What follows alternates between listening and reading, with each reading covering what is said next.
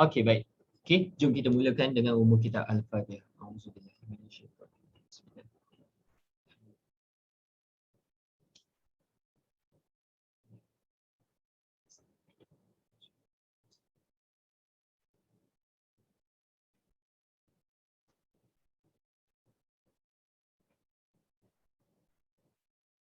Okey, alhamdulillah, syukur. Sini hujan daripada pagi tadi.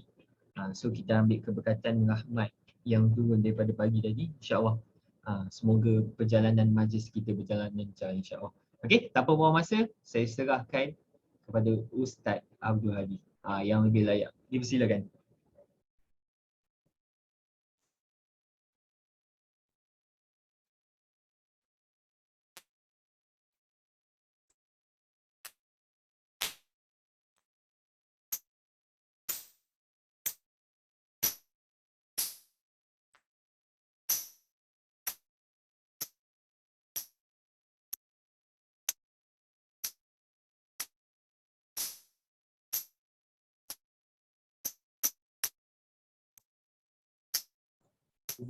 Ustaz Adi. Adi, macam tak dengar. Bunyi kecing-kecing. Tak dengar.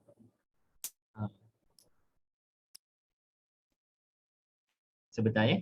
Ustaz Adi dengar betul.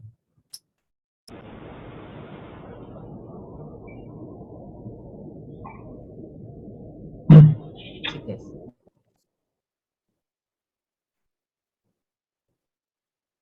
Test. Okey, cun. Dipersilakan Ustaz. Okey, baik.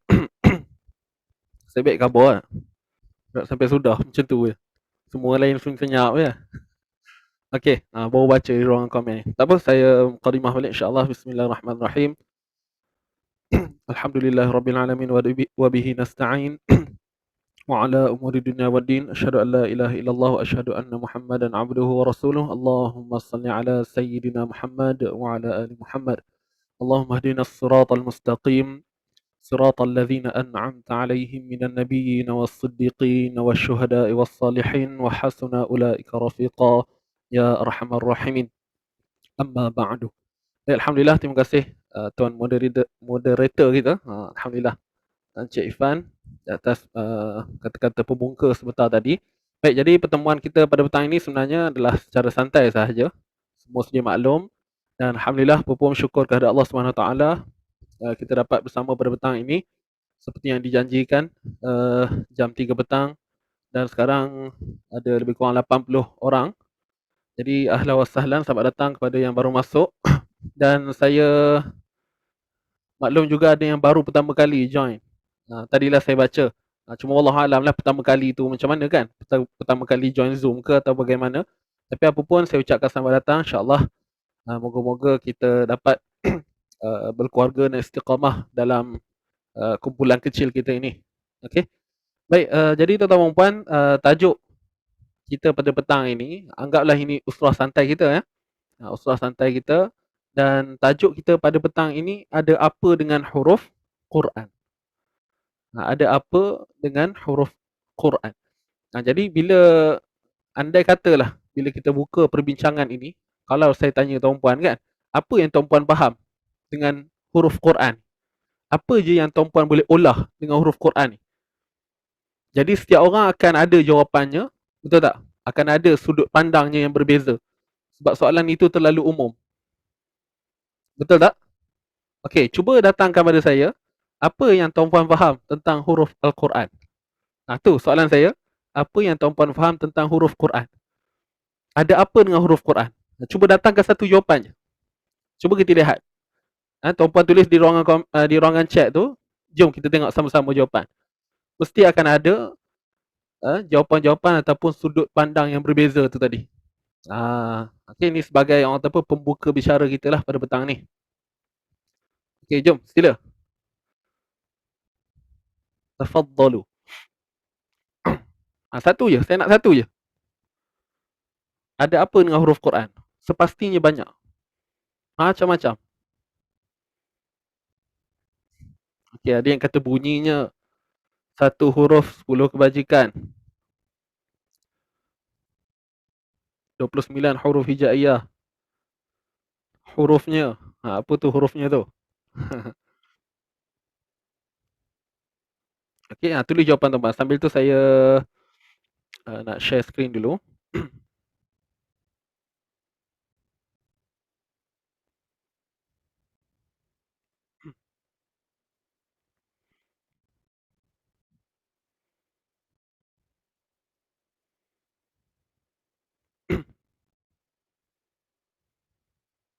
Bismillah.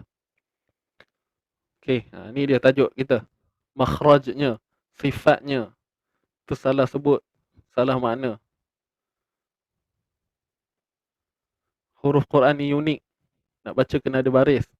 Salah sebut, salah makna. Okey. Setiap huruf mempunyai makhraj dan sifat berlainan. Okey, baik, alhamdulillah. Jadi tidak saya katakan jawapan tuan-puan itu salah. Benar berlaka semuanya. Jadi alhamdulillah, terbuka untuk diri masing-masing. Tepuk tangan tuan-puan. Okey, so semua betul. Semua betul. Jadi itulah dia. Yang bila kita kata sudut pandang tuan-tuan puan berkenaan dengan ada apa dengan huruf Quran ni. Jadi itulah dianya. Benda yang kita tak boleh sangkal lagi. Baik. Jadi tuan-tuan puan, insya-Allah ada satu perkara penting yang saya nak kongsikan kepada tuan-tuan puan berkenaan dengan kemestian yang ada pada Quran. Jom kita tengok. Apa dia tuan-tuan puan? Boleh rujuk pada slide. Insya-Allah. Bismillahirrahmanirrahim. Kemestian bagi Quran. Apa dia? A'udzu billahi minasyaitonir rajim. Inna anzalnahu Qur'anan Arabiyyan la'allakum ta'qilun. Kemestian bagi Al-Quran tuan-puan ialah Al-Quran ini sememangnya diturunkan dalam bahasa Arab. Sesungguhnya kami menurunkan kitab itu sebagai Quran yang dibaca dengan bahasa Arab, tuan-tuan puan. Diturunkan dengan bahasa Arab, bilughatil Arabiyyah. Itu yang kita kena faham. Okey. Dan kita tengok sambungan dia lagi apa? La'allakum ta'qilun, supaya kamu menggunakan akal untuk memahaminya. Surah Yusuf ayat 2. Ini perkara yang kita kena faham betul-betul. Jadi daripada sini saja kita boleh nampak, oh patutlah kena baca Quran, kena belajar ni, oh patutlah. Betul tak? Kalau saya minta tuan-puan datangkan satu lagi sebab berdasarkan poin yang ini, tuan-puan pun boleh. Tuan-puan boleh lahirkan lagi poin-poin yang lain, betul tak? Tuan-puan akan cakap lah, oh sebab patutlah solat kena baca dengan bahasa Arab. Sebab kita dah tahu, ini kata-kata Allah, firman Allah. Dan ada lagi dalilnya yang lain. Okey, wa innahu latanzilu rabbil alamin. Nazala bihi ruhul amin. Ala qalbika litakuna minal munzirin. Bilisanin arabiyyin mubin. Apa maksud dia tuan-tuan dan puan? Jom kita tengok. Dan sesungguhnya Al-Quran, okay, yang di antara isinya ialah kisah-kisah tersebut. Memang kita maklum bahawa Quran ni merupakan jalan cerita. Kan? Banyak jalan cerita. So, adalah diturunkan oleh Allah Subhanahu Wa Taala, iaitu Tuhan sekalian alam. Ia dibawa turun oleh malaikat Jibril alaihi salam sebagai amanat. Okey. Kemudian dia kata apa? Ke dalam hatimu supaya engkau, wahai Muhammad. Hatimu ni maksudnya hati Nabi lah. Okey. Wahai Muhammad, menjadi seorang dari pemberi-pemberi ajaran dan amaran kepada umat manusia. Ia diturunkan, ni poin dia. Ia diturunkan dengan bahasa Arab yang fasih serta terang dan nyata. Jadi pada ayat ni pun kita dah nampak Allah menekankan bahawa memang Quran ini diturunkan dengan bahasa Arab. Jadi kalau kita nak beramal dengan Quran pun nak tak nak kena dengan bahasa Arab. Sebab apa? Ianya adalah mukjizat Allah yang sangat-sangat hebat. Okey, yang sangat hebat. Jadi kita tak boleh nak menyangkal benda inilah. Sebab itu kita kena faham, kalau kita buka Quran contoh, kita baca tafsir. Kita baca tafsir semata-mata. So persoalan saya, adakah dengan kita membaca tafsir tu, kita kata kita baca Quran? Ya atau tidak? Kita baca tafsir je, tak baca langsung untuk yang bahasa Arab ni. Adakah kita dalam status sedang membaca Quran? Ya ataupun tidak? Ya atau tidak? Jawapannya tidak.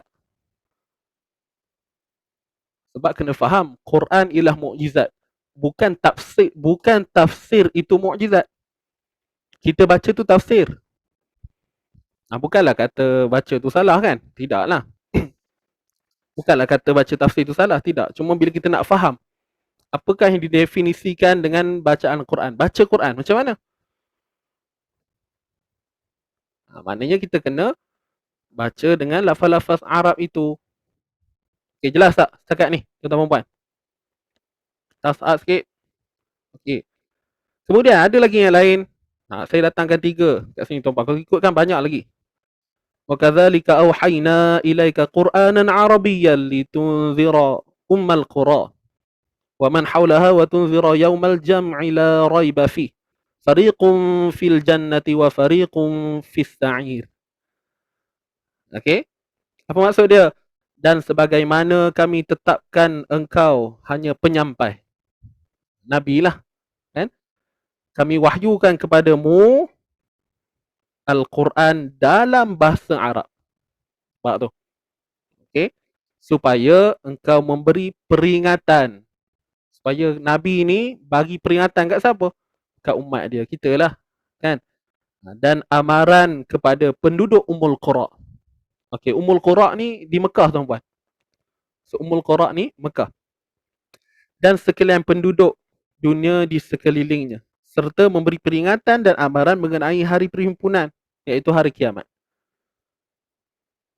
Yang tidak ada syak tentang masa datangnya. Okay, kemudian apa lagi? Sepuak masuk syurga dan sepuak lagi masuk neraka. Kita baca tafsiran ini adalah satu tafsiran yang bayan, jelas. Kita baca boleh faham dah. Kita tahu Quran datang sebagai huda, petunjuk buat kita. Kemudian akhirnya dengan peringatan-peringatan yang Allah bagi pada kita itu, okay, akan menentukan. Kalau kita terima, maka syurga lah penghujungnya. Kalau kita menolak, mana perginya? Mana perginya? Semua boleh jawab, betul tak? Begitu. Baik. Kita tengok lagi. Kemestian bagi Al-Quran. Tadi 3 dalil yang saya tunjuk kepada tuan-puan, kemestian iaitu Al-Quran ini sememangnya diturunkan dengan bahasa Arab. Okey, mesti diturunkan dengan bahasa Arab. Ayat yang kita lihat tadi, okey, menunjukkan bahawa Qurannya diturunkan bahasa Arab. Jadi boleh ke kalau kita nak semayang, contohlah kan, nak semayang, bosanlah ustaz guna bahasa Arab. Rasa nak try bahasa Melayu pula. Boleh tuan-puan? Ada pernah cuba? Mana tahu? Kok tengah sorang-sorang tu mencuba kan. Rasa nak test lah. Tak ada orang tengok ni. Pantainya Allah Maha Besar. Sorang-sorang. Allah Maha Besar. Siap lagu Nahwan lagi. Segala puji Allah Tuhan sekalian alam. Maha pengasih lagi Maha penyayang. Amboi. Tengah sorang-sorang tu. Kalau kat surau tak berani lah. Taubat lah kan nak buat. Rasa nak mencuba benda yang baru. Jadi kita jelas. Dengan firman Allah tadi. Mengatakan bahawa Quran itu guna bahasa Arab. And then kita tahu. Kenapanya bahasa Arab? Pertama, hikmah. Ni cerita saya kongsikan ni tentang hikmah lah. Kenapa turun bahasa Arab? Kenapa bukan bahasa lain? Pertama, sebab Nabi itu sendiri daripada bangsa Arab. Itu yang pertama. Hikmah. Ataupun boleh catat lah sambil-sambil kan. Hikmah. Kita boleh faham bahawa kenapa Quran ini diturun bahasa Arab, sebab baginda Nabi sendiri dari bangsa Arab. Arab Quraisy. Kemudiannya, kita faham dia ada satu macam fenomena atau macam ni. Waktu Quran ni turun ni, tuan-tuan, waktu Quran ni turun, waktu itu, orang-orang Arab di Mekah ni, yang disebut Ummul Qura ni kan, pada ketika itu, popular dengan syair-syair Arab. Popular dengan syair-syair Arab. Jadi orang Arab ni sangat membanggakan dengan syair mereka. Bahasa-bahasa mereka yang sangat indah, yang penuh dengan balaghah. Balaghah ni macam kita kata uh, sastra. Bahasa sastra, bahasa Melayu kan ada kata-kata pujangga dia kan. Tapi siapa yang boleh membuat kalam-kalam tu? Kepada mereka yang ada bakat. So orang Arab pun macam tu dulu. Tapi mereka ni belum Islam lagi.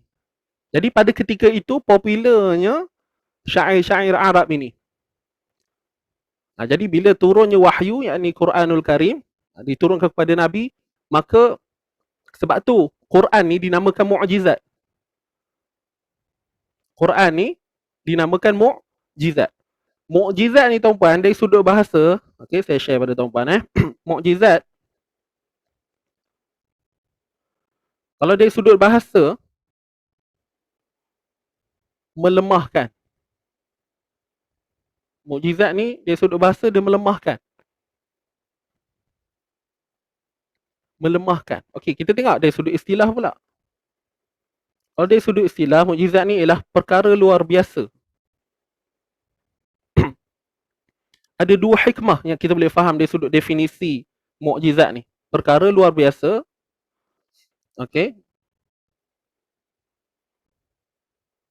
Saya ringkaskanlah. Perkara luar biasa tuan-puan Perkara luar biasa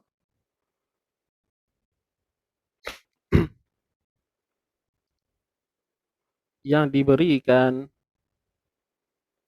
kepada Rasul. Kepada Rasul. Okey, ni point dia. Sebagai apa? Sebagai bukti kebenaran.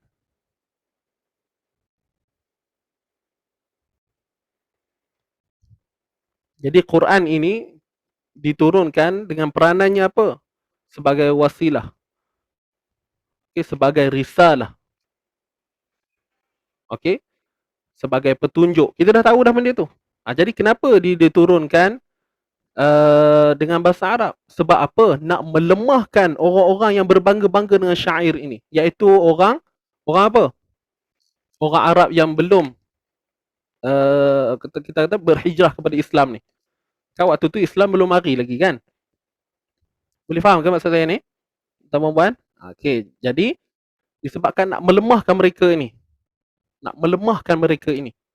Jadi kita tahu bahawa Quran ini bila dia turun, maknanya dia menjadi tentangan kepada orang-orang yang berbangga dengan syair-syair ni tadi.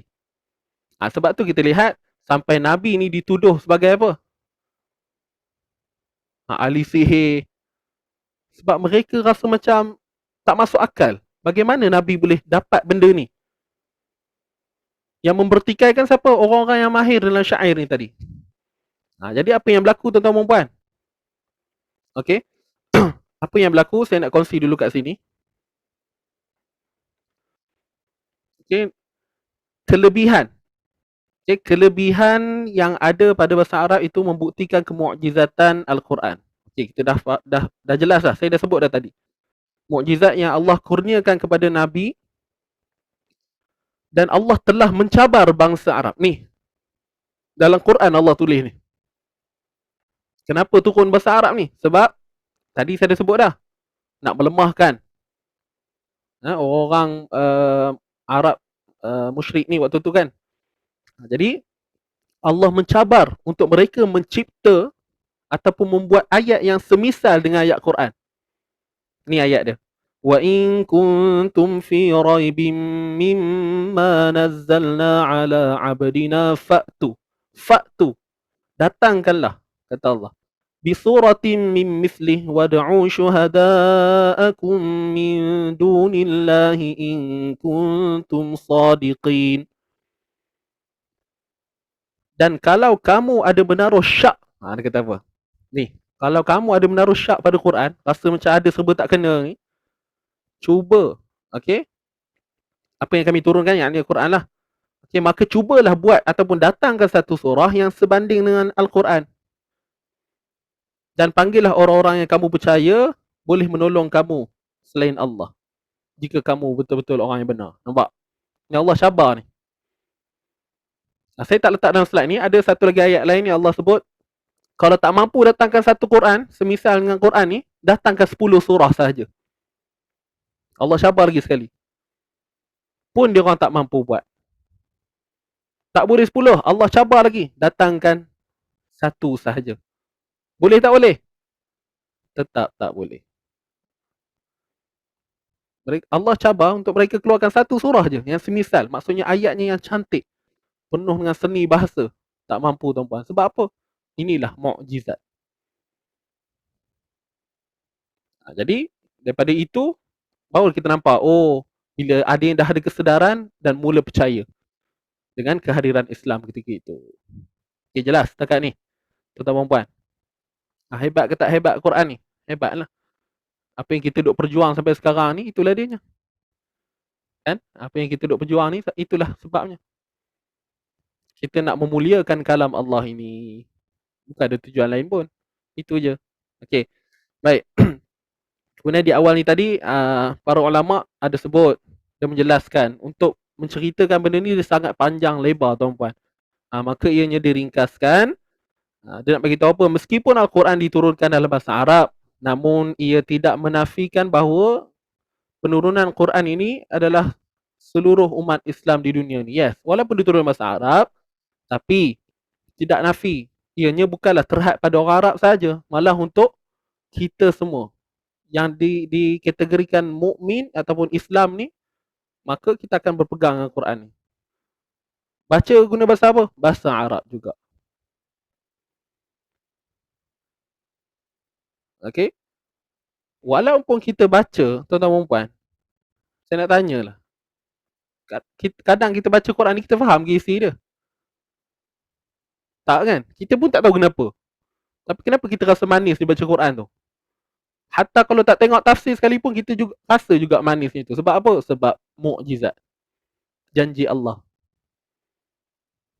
Inna nahnu nazzalna dzikra wa inna lahu lahafizun. Kami yang menurunkan Quran dan kami juga yang menjaganya.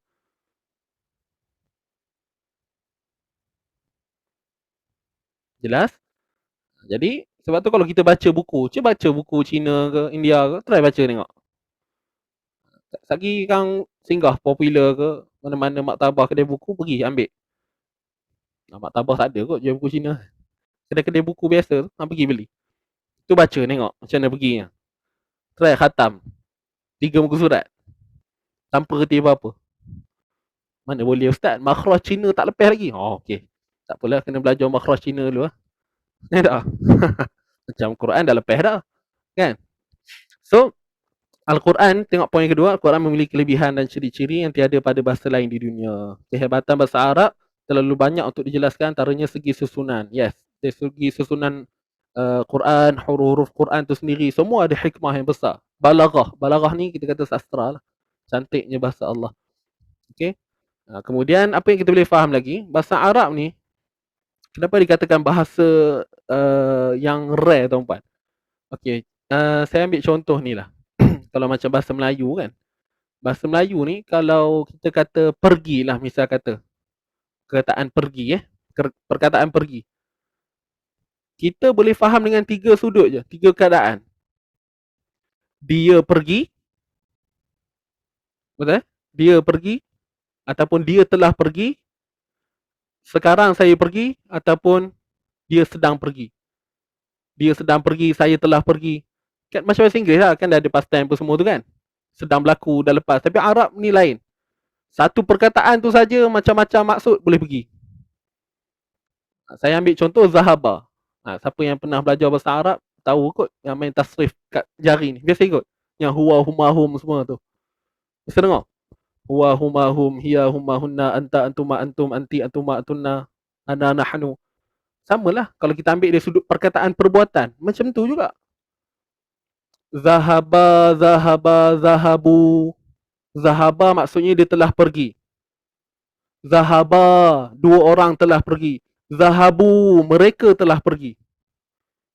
Zahabat, zahabata. Zahabat ni maksudnya dia perempuan telah pergi. Nampak? Kalau dengar macam ni rasa rumit lah. Satu perkataan tu tuan-tuan, dia boleh pergi macam tu. Zahabat, Zahabata, dua orang perempuan telah pergi. Kan? Zahabna.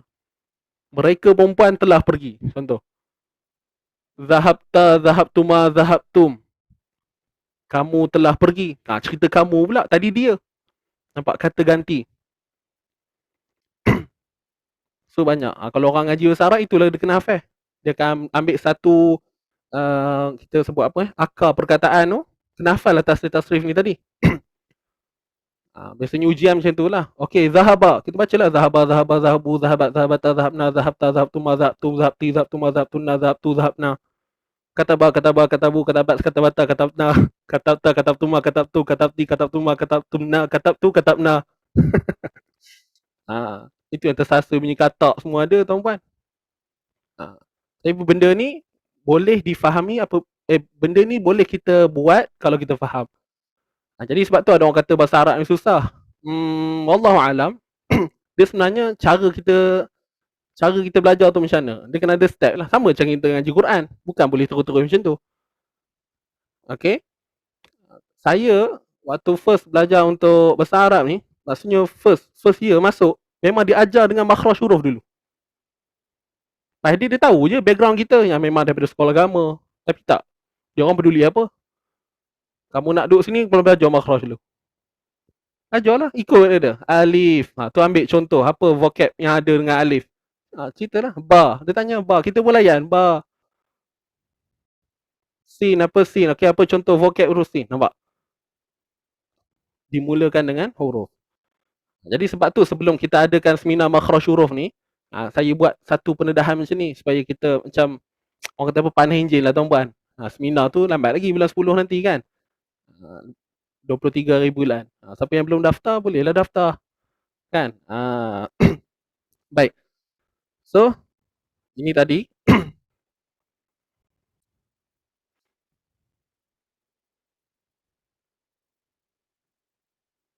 Baik tuan-puan. Kita nak pergi pada jom uji minda. Tuan-puan suka soalan kan? Ada yang kata pernah belajar bahasa Arab, susah bahasa Arab. Boleh tahan lah. Dia pening sikit lah. Sikit je. Saya pun tak adalah reti mana tuan-puan. Tintong juga kadang-kadang. Okay, tambah ni kalau dah lama tinggal kan. Bukan ingat pun. Baik, jom uji minda. Soalan dia tuan-puan, apakah cara untuk membezakan antara satu huruf dengan huruf yang lain?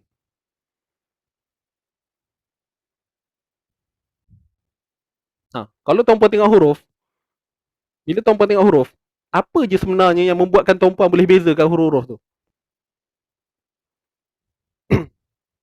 Contoh tuan-puan pergi pasar kan, nak beli ikan. Nak beli ikan. Tuan-puan mesti tahu kan, kalau ikan ni macam ni dah ciri-ciri dia. Itu kalau orang perempuan, kena orang lelaki pergi, macam saya. Tengok ni pun ikan keli, ini pun ikan keli, tengok ni pun ikan keli. Contohlah. Tapi ikan keli senang kenal kan. Kalau kata ikan kembung ke ikan bawal ke, ikan bawal nampak lah lain sikit. Jadi huruf ni macam mana pula? Cuba tuan-puan tuliskan. Kita punya santai je betul-betul tuan-puan. Tak ada banyak pun isinya. Tengok baris ustaz. Dah sebutan huruf. Dari mana nak keluarkan setiap huruf. Bunyinya boleh bezakan. Bentuk tanda, okey. Bentuk huruf. Ada titik, tak ada titik. Okey, lagi. Rupa dan bentuk. Sebutan dan bentuk. Okey, baik. Alhamdulillah.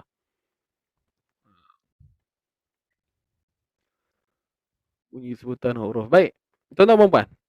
Terima kasih atas jawapan semua. Terbaik. Semua jawapan-jawapan yang orang kata apa, bukan jawapan biasa-biasa lah.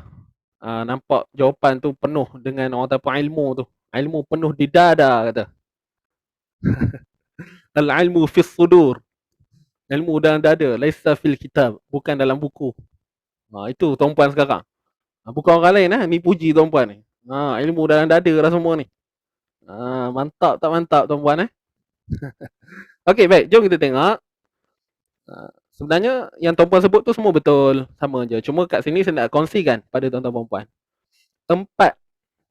ciri-ciri yang sangat penting untuk membezakan antara satu huruf dengan satu huruf yang lain. Baik, tuan-puan dengar dulu. Saya punya syarah ni, takut tuan-puan salah faham nanti. Walaupun nampak macam senang nak faham, tapi takut tuan-puan tersilap faham. Baik, kita yang tengok yang pertama. Ciri-ciri yang boleh kita bezakan ialah dari sudut isim. Isim ni bahasa Arab, bahasa Melayunya nama. Jadi membezakan antara dua huruf pada nama panggilan. Contoh pada huruf alif dan hamzah. Alif dan hamzah. Baik, saya bagi contoh macam ni. Ini huruf hamzah, ini huruf alif. Okey, tuan-tuan puan tengok ni huruf hamzah, ini huruf alif. Okey. Sekarang ni saya tanya tuan-puan. Tuan-puan jawab, hamzah ke alif? Okey? Saya bagi soalan, tuan-puan jawab di ruangan chat tu, hamzah ke alif? Yang membuatkan bunyi uh, uh, alif ke hamzah? Jawab terus tuan-puan. Sekarang, segera. Jangan fikir-fikir, jawab.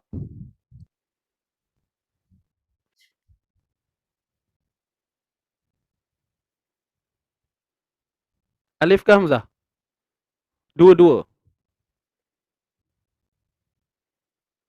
Okey, alif. Yang bunyi A.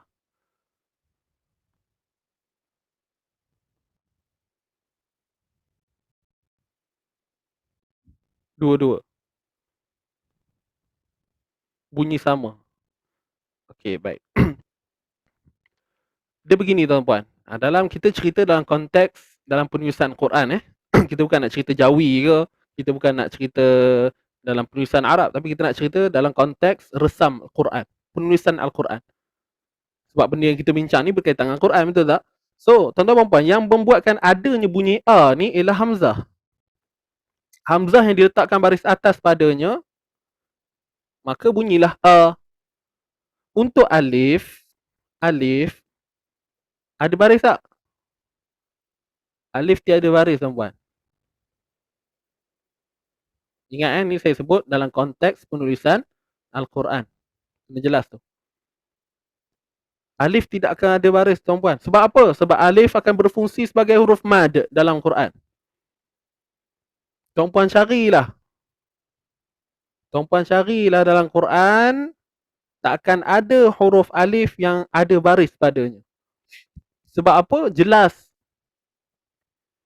Dalam kaedah ataupun kita kata perjalanan ilmu tajwid yang ada sekarang ini sangat bertepatan dengan penulisan Quran yang ada sekarang ni. Yang mana kita maklum, siapa yang belajar dia tahulah.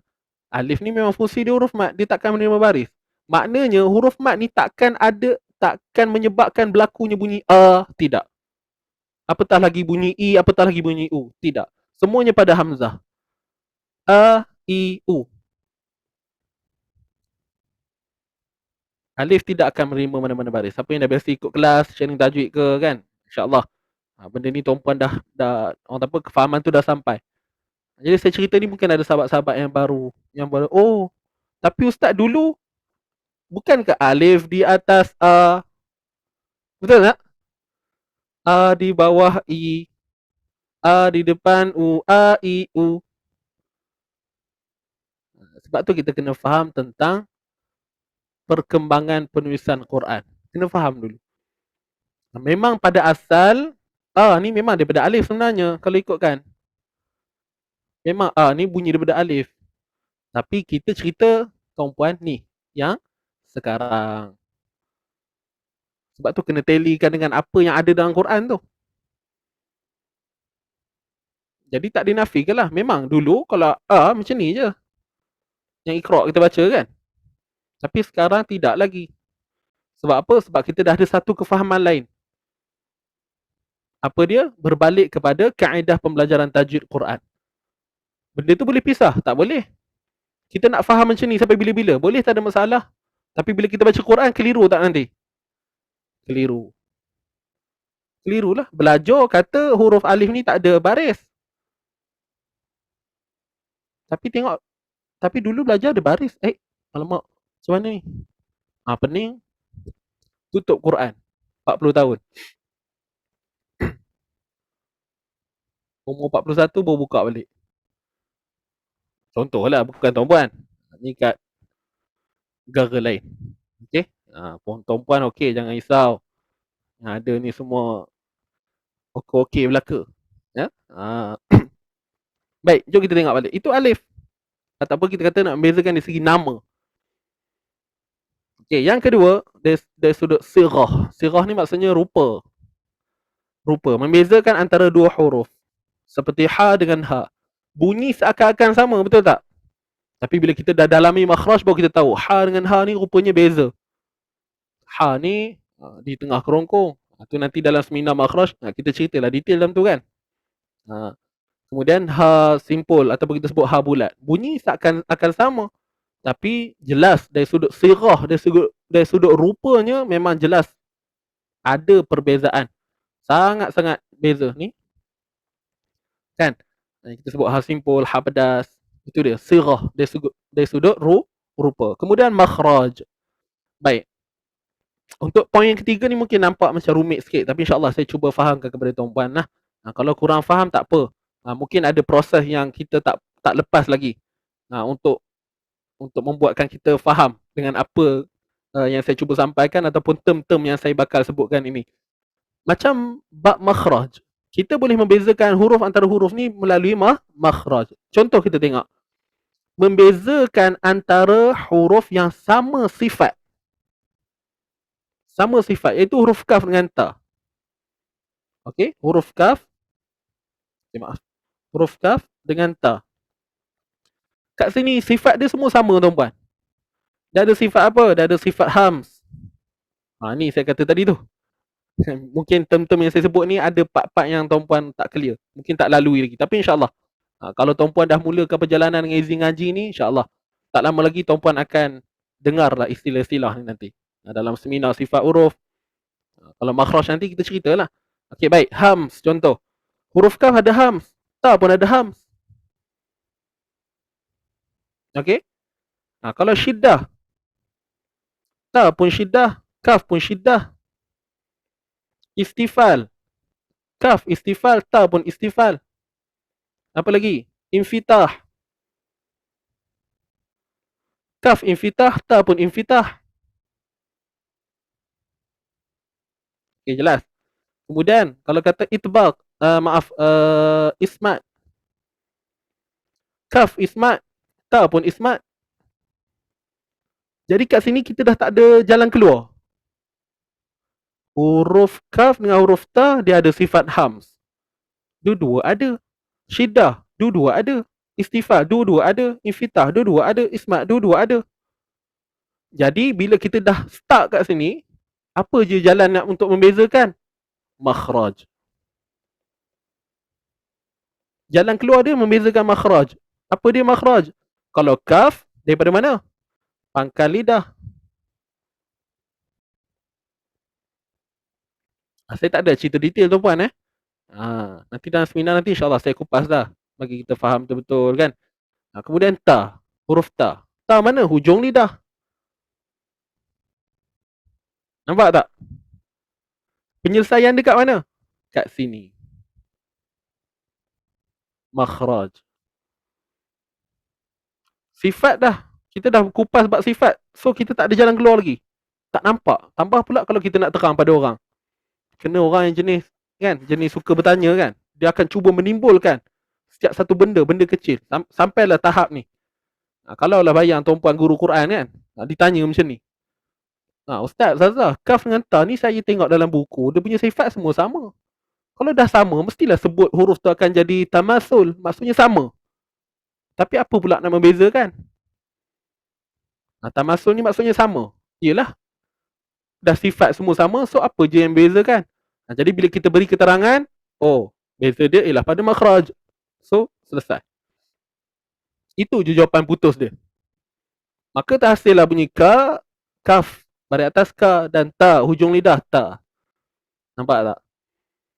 Ustaz, saya dulu kecil-kecil tak belajar apa macam ni Ustaz. Boleh je sebutkan dengan ta tu.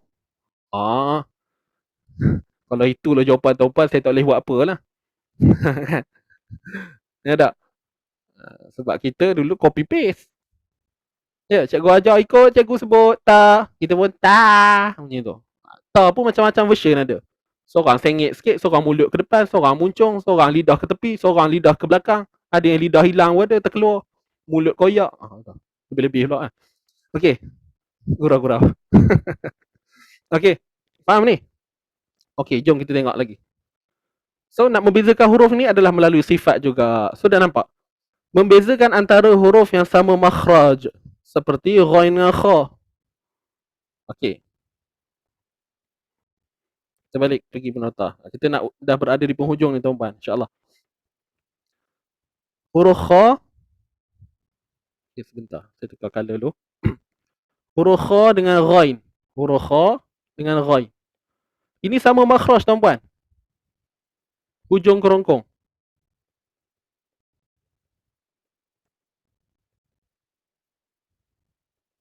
Makhraj hujung kerongkong. Bila dah makhraj sama, so apa yang nak membezakan dia? Apa nak bezakan dia? Sifat lah pula. Kita dah buntu dah. Makhraj sama tapi bunyi lain. Ni kha. Ini gha. Kha. Gha. Macam mana Ustaz? Rupanya baru kita tahu. Bila kita kumpulkan sifat, baru kita nampak. Oh, huruf kha ni fahassahu syakhsun sakat. Oh, the hams. Kha. Dia jahar. Oh, kat sini ke beza dia? Patutlah. Tengok pada sifat lain. Okey, contoh. Rokhawah. Oh, ni pun rokhawah. Dia isti'la. Ni pun isti'la. Nah, yang ni ismat. Ini pun ismat. Kan, apa lagi?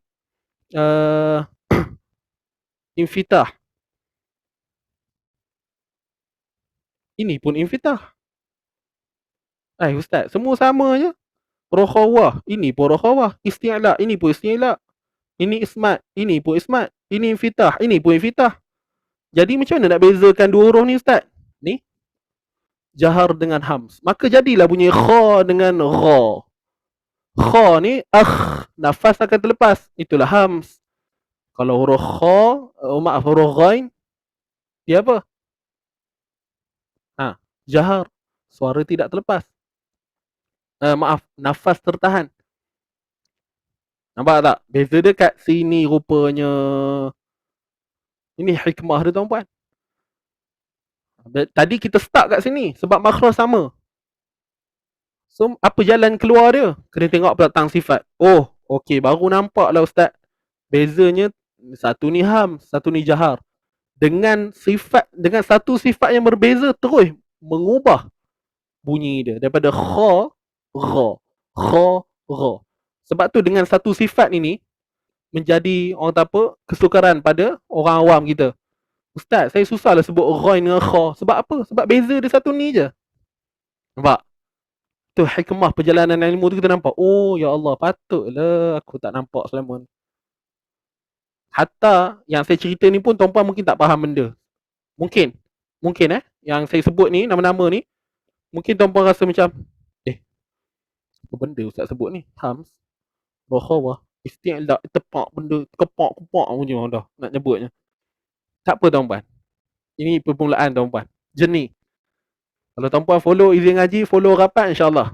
Tak lama lagi tuan-puan dengar lah nama-nama ni. Follow je, follow rapat tuan-puan insya-Allah. Sebab tu kita buat step by step, kita pergi seminar akan datang ni kan. Yang tu semua dah maklum dah. Bulan 10 kita buat seminar makhraj huruf. Habis makhraj huruf kita buat seminar sifat huruf. Nak kenal dengan benda-benda ni lah tujuan dia.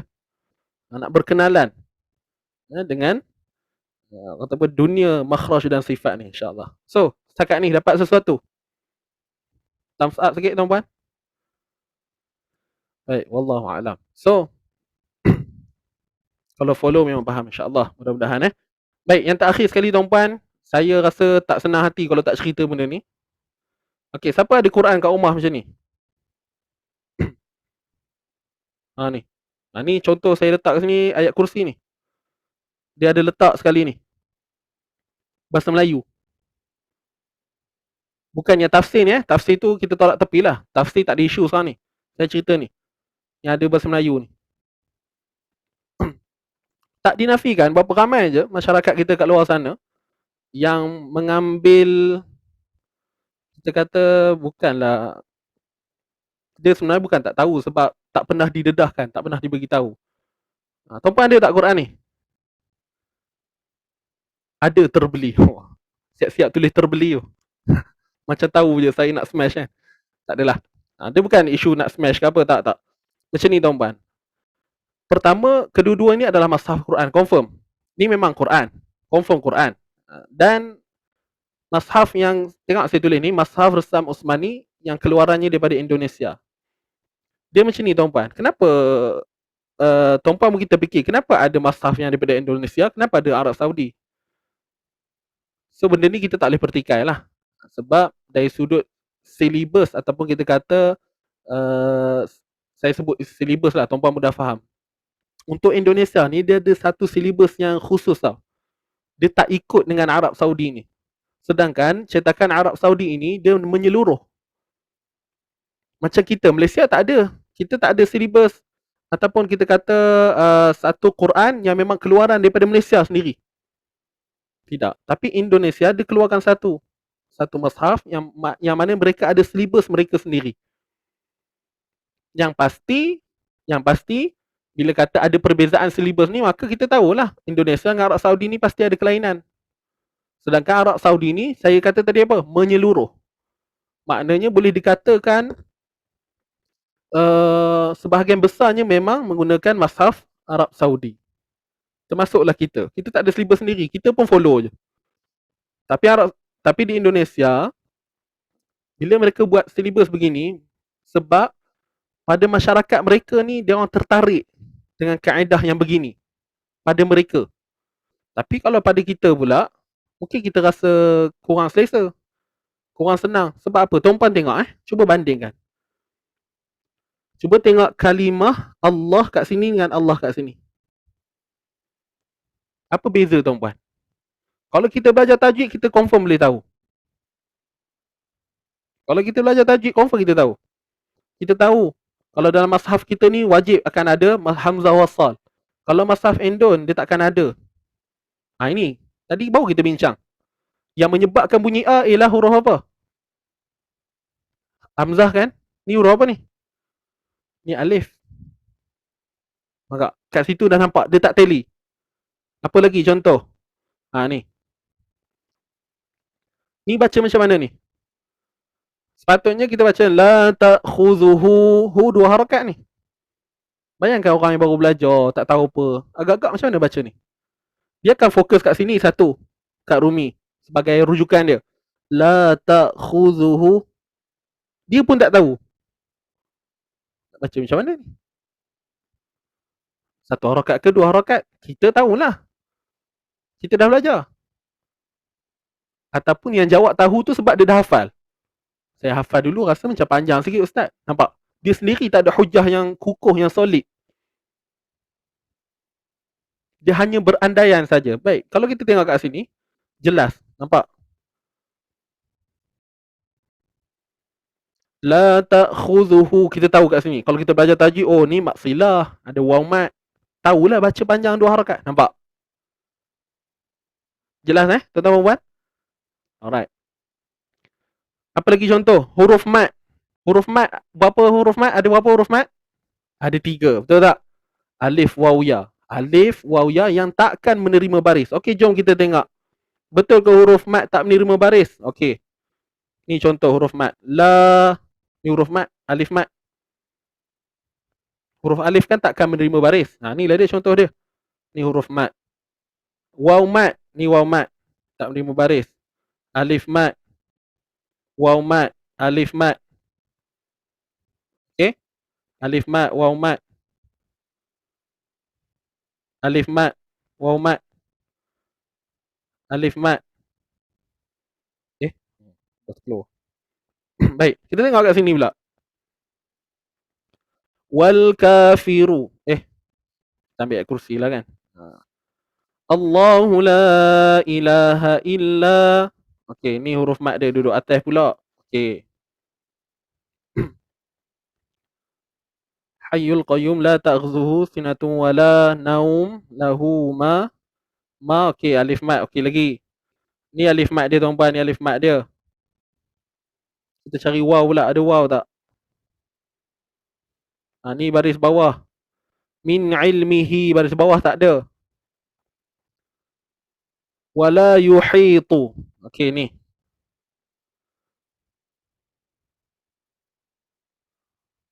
Cuba tengok ni. Ni yamat ni. Beza dengan wala yuhitu kat sini. Mana ada huruf mat? Mana ada tanda sukun? Tak ada. Wala yuhi. Kita tahulah baca dua harakat. Ya mat sebelumnya baris bawah. Kalau kat sini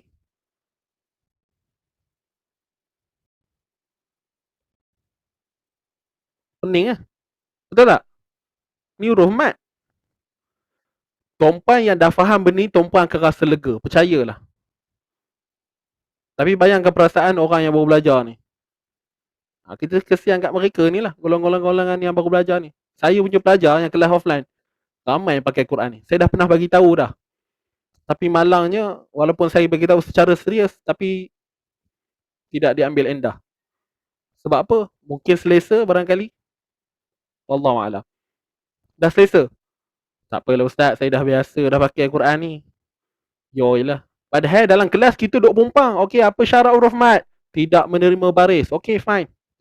Pergi kat Quran, udah opini pula tulisannya. Nampak tak? Kat situ pun dah tak ada keseragaman. Macam mana nak faham? Dari sudut ilmu dirayah dengan ilmu riwayat tu nanti. Dirayah ni teori. Yang kita belajar teori, lepas tu dalam riwayat kita membaca. Macam mana nak tally? So nampak pentingnya pemilihan Quran. So langkah dia macam mana tuan-puan? Ni, beli Quran, pastikan ada chop ini je. Okey, bila beli Quran, buka dalam muka surat belakang ataupun depan. Okey, tengok. Pastinya akan ada tulis ni. Lembaga, dia akan tulis Jawi lah. Okey, ni, Kementerian Dalam Negeri Malaysia. Tu je. Itu saja. Okey, jelas tak sekat ni? Tuan-tuan puan. Yang dah tahu alhamdulillah. Tolong sebar-sebarkan, bagi tahu. Ni pun saya cerita ringkas je ni. Kan? Sepatutnya kerajaan Malaysia jangan halalkan jualan. Sebenarnya dah pernah dah ada isu benda ni. Memang dah pernah disekat. Tapi biasalah Malaysia apa yang tak mustahil tuan-puan. Cakap cerita benda macam ni Allah. Yang tak masuk pun boleh bagi masuk, tak ada hair punya. Usah cerita lah.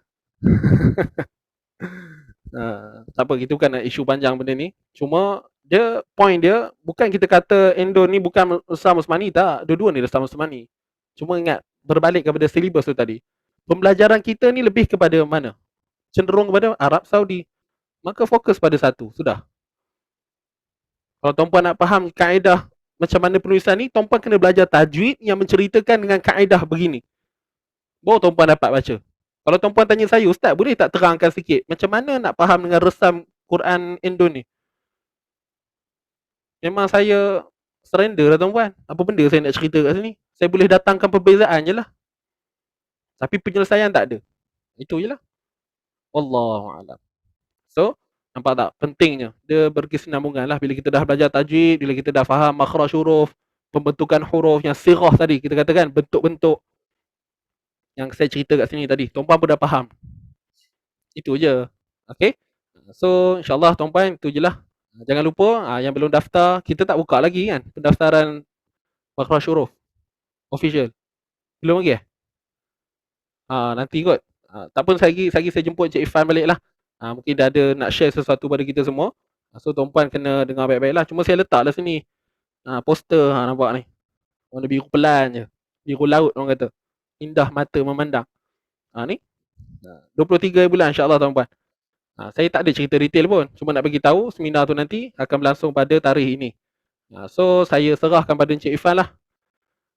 Dan alhamdulillah berakhirlah untuk slot saya ni.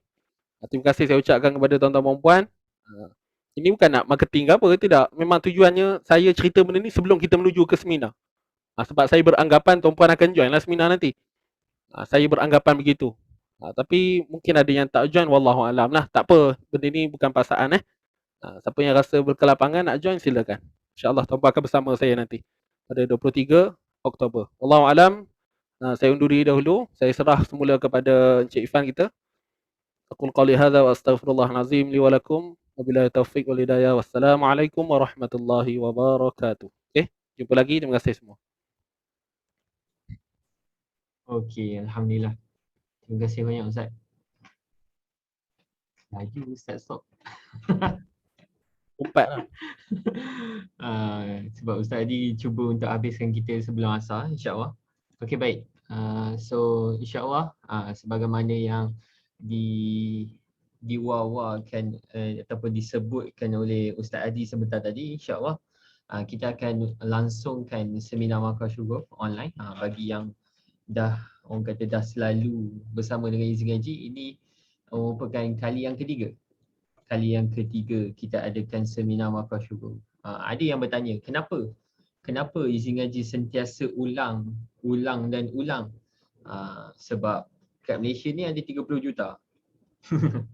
Okey, kita ada ramai yang masih lagi orang kata sedang mencari perjalanan, orang kata perjalanan untuk belajar Al-Quran tu sebenarnya. Jadi that's why kami dekat Izin Ngaji sentiasa ulangkan proses tersebut, step by step tersebut. Dan kebiasaannya pelajar-pelajar yang join kita punya seminar pun akan join lagi sekali. Sebab apa? Sebab kefahaman yang datang kepada tuan-tuan dan puan-puan tu sentiasa berbeza. Jadi insya-Allah saya ceritakan sedikit.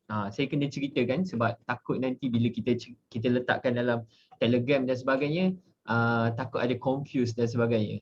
Okey? Slow ke suara saya? Slow Okey. Clear. Okey. Cun. Okey, saya tunjukkan sedikit insya-Allah. Seminar Markaz akan ini kali yang ketiga. Nampak ni. Ini bukti kat sini. Kali yang ketiga insya-Allah yang diadakan secara online.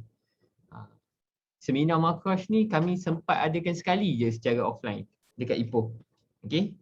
Ustaz Hadi sebagai panel dan insya-Allah saya sebagai moderator. Seperti biasa, kita akan langsungkan ni bukan esok 23 hari bulan 10, lambat lagi. 23 Oktober hari Sabtu. Daripada 8.30 pagi sampai 1 tengah hari selalunya. Kalau ada soalan ke apa mungkin kita akan direct sedikit lah. Dan kita akan menggunakan platform Zoom. Okey. Saya nak terangkan sedikit tentang package. Kita ada dua package, iaitu package light dengan package premium. Okey, kenapa kita adakan dua package? Kenapa nak banyak-banyak jenis package dan sebagainya? Sebenarnya kita nak memenuhi apa yang tuan-tuan dan puan minta sebelum ni. Dulu kita buat satu je. Dulu kita buat satu package je. Tetapi ada yang minta, Ustaz saya tak nak buku lah. Ada yang minta, Ustaz saya nak buku lah, mudah nak tulis. Ada dua permintaan kat situ. So kita adakan dua package. So yang pertama, tuan-tuan dan puan-puan kalau dalam package light ni bolehlah join seminar. Okey, lepas tu dapat e-workbook. Ni saya highlightkan kat sini, e-workbook. E-workbook ni maksudnya apa? Dia ni dalam PDF. Nanti kita letakkan dalam Telegram, tuan-tuan dan puan-puan download. Nak print sendiri ke, orang kata nak letakkan dalam tab ke, dalam phone ke, boleh. Lepas tu dapat e-poster. Sama juga, dalam bentuk gambar juga, Markaz Syurga. Yang ini nanti ada dalam satu poster. Ada ke kat sini? Saya tak ada. Ada satu poster yang kita gabungkan ke semua Markaz. And then dapat rakaman, dapat Zoom gear up. Kalau siapa yang masuk Fatihah sebelum ni, dapat join gear up bersama dengan saya kan. Kita ceritakan tentang intipati surah Fatihah. So nanti akan ada juga satu sesi gear up bersama dengan saya. Tajuknya nanti kita maklumkan. And then dapat group support, and then dapat Quran Circle yang kita akan launch pada hujung tahun ni insya-Allah. Ini nilai. Nilainya adalah 99. Aslaha ambilkan poster markers. Ni dia poster markers. Ini dalam bentuk fizikal lah. Ni, saya tunjukkan. Dia dah terpisahkan. Kami rangkulkan dekat lidah macam mana dan sebagainya. Okey. Saiz inilah bolehlah tampal ataupun letakkan dekat depan Quran dan sebagainya. Okey. So, balik kepada package slide. Ini adalah nilai. Sebelum ni ada yang tanya, Ustaz betul ke sampai RM99 ni? Tak, ini adalah nilainya, nilai. Yang kita panggil nilai ilmu. Okey. Mulai hari ini sampai kita buka early bird. Early bird ni adalah yang terawal. Yang daftar awal. Sampai hari ni berapa bulan?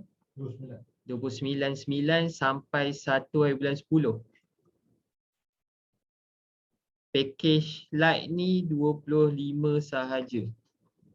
Okay. And then kita tengok pada package premium. Perbezaan yang ketara pada package premium adalah ini. Ada workbook, buku fizikal, ada poster. Poster yang macam saya pegang tadi. So ada workbook, kita hantar ke rumah. Okay. Yang lain semua sama.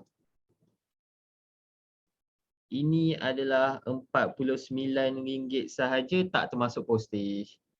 Okey. Jadi inilah dia yang saya nak wawarkan kepada tuan dan puan. Kedua-dua ni package light 25, package premium 49. Saya nampak macam wow shock saya tak suka sebenarnya. Tapi saya kena explainkan details ni supaya tuan dan puan jelas lah. Ini tak termasuk postage tau. Ini tak termasuk postage.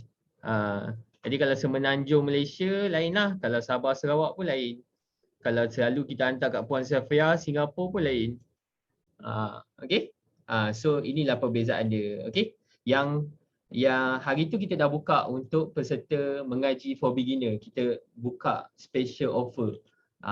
Jadi siapa yang dah daftar boleh mengaji for beginner tu, alhamdulillah, tahniah. Untuk masterclass dengan Noble Class tak perlu dah daftar sebab dah termasuk sekali.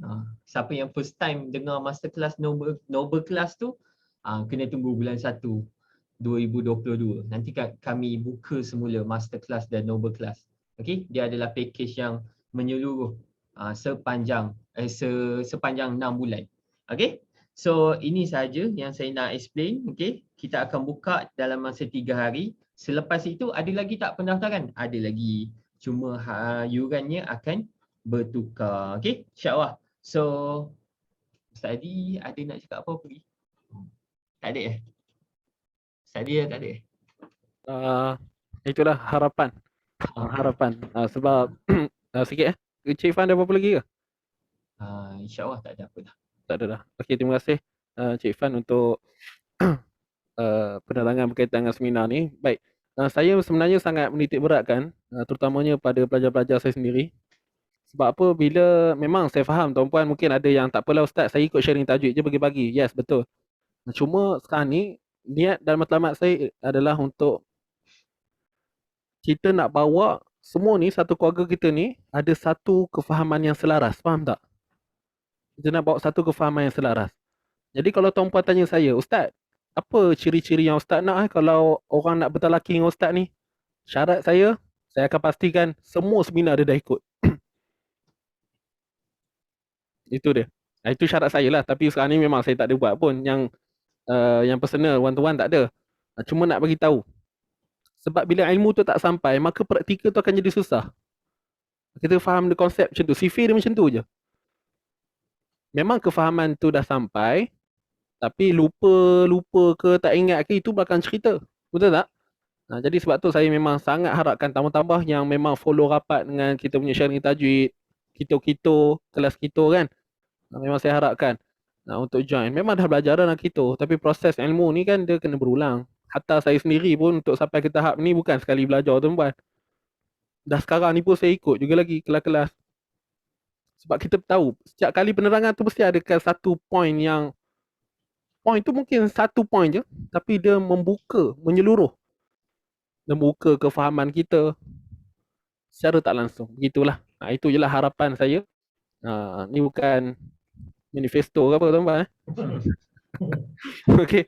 Orang kata, ustaz Tumpah ke main kata. Bukanlah saya menjamin tumpah kalau ikut makhraj huruf ni confirm. Baca tak saling tak tumpah dengan orang Arab. Tidak. Saya takkan letak janji manis macam tu tuan-puan. Belajarlah. Ikut je lah. Allah bagi rezeki pada kita cukup orang tanpa masanya insya-Allah sampai semuanya tu. Janganlah risau. Yakin dengan diri sendiri, percaya pada proses, positif dengan kuasa Allah. Itu aja. Tapi saya ulang benda ni bukan paksa kita buka dan kita beri peluang kepada sahabat-sahabat. InsyaAllah mungkin wallahualam nilai RM25 RM49 tu tak tahulah. Kan pada saya mungkin okey sangat lah tu kalau tuan-puan nak daftar tu. Ya. Jadi itu sajalah kot tuan-tuan dan puan. Apa yang ada dalam makhraj huruf tak ada dalam kita ya Ustaz? Ada je. Cuma dalam kita penerangannya macam tu. Saya bukan kata tak sama, kita lain. Tak. Saya cakap ni kan, saya cakap kan bukan pakai skrip tuan-puan. Apa yang ada kat slide tu itulah saya pumpang. Kadang ada ilmu-ilmu tambahan tu yang saya selit-selit kat situ lah. Saya anggap macam tu. Saya mana-mana seminar saya tak pernah selit pun. Saya tak pernah letak skrip. Okey, aku nak cakap benda ni. Poin-poin ada lah kan. Supaya kita tak terlupa. Tapi nak letak skrip. Okey, makhraj menceritakan tentang keadaan yang itu bahasa buku tuan-puan. Boleh baca dalam buku ada. Cuma ceritanya faham tak faham je. Kita nak dia punya orang kata apa? Pencerahan tu. Wallahu a'lam.